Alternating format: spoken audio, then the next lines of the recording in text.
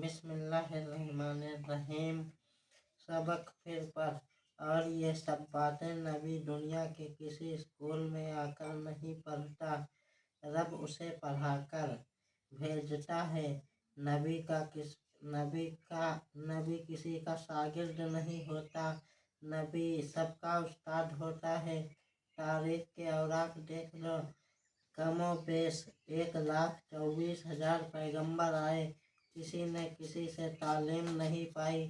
नबियों का पढ़ाने वाला, सिखाने वाला, समझाने वाला खुद अल्लाह होता है। बात सिर्फ इतनी है कि जो कुछ अल्लाह नबी को पढ़ा देता है वही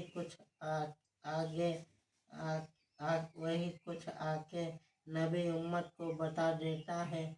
हजरत दाऊद अलैहिस्सलाम को रब ने जो कुछ सिखाया, उन्होंने अपनी कौम को आके जबूर की शक्ल में वही कुछ समझाया। अल्लाह ने हजरत ईसा को जो तालीम दी, उन्होंने अपनी कौम को वही इंजील दी। खुदा ने मूसा से जो बात की, मूसा ने आके वही तौरेत दी।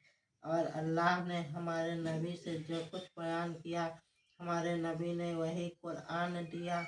हर नबी की तालीम में उसकी नबूवत का अक्स नजर आता है।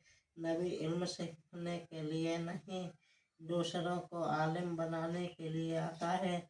हमारा कोई आलिम उस वक्त तक आलिम नहीं बन सकता जब तक समझते हैं जो अंग्रेजी में मशीन की तरह बोले, जोग्राफिया में जमीन की तरह घूमे, जो मंतक में वकील की तरह इस्तेदलाल करे, जो रियाजी में बनने की तरह हिसाब करे। याद रखो, अंग्रेजी, साइंस, मंतक, तिब और रियाजी इल्म की शाखें तो हो सकती हैं, लेकिन इल्म का मुनब्बा नहीं हो सकती।